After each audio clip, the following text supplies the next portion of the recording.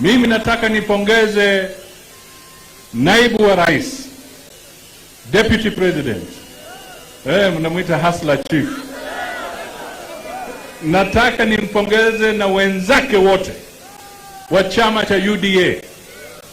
Nataka pia nimpongeze ndugu yangu Moses Masika Wetanguli, baba wa Roma, na timu yake ya Ford Kenya.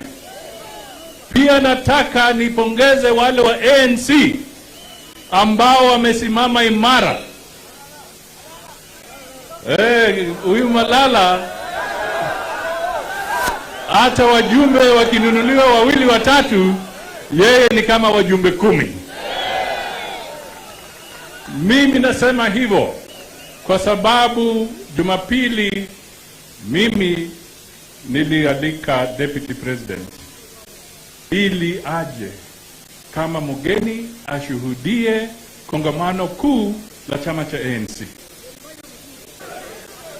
Alafu pia nikaalika wenzetu wengine ambao tulikuwa tukifanya nao siasa. Kalonzo Gideon,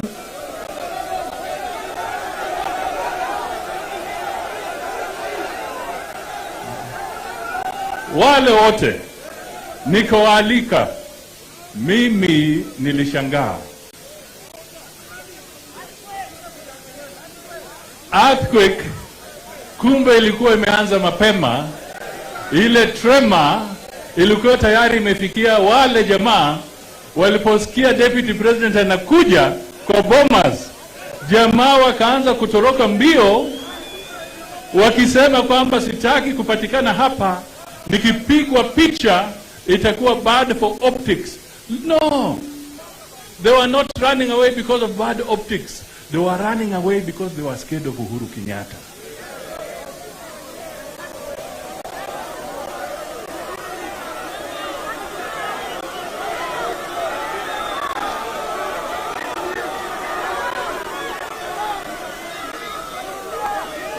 Nirudie, walikuwa wanatoroka kwa sababu sio kwamba ni vibaya kupigwa picha na Ruto na Weta.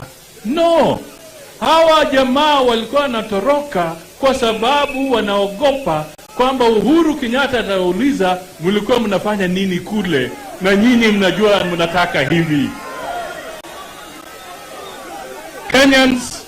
Kenyans, nobody should choose our friends. Nobody. We must have freedom of association.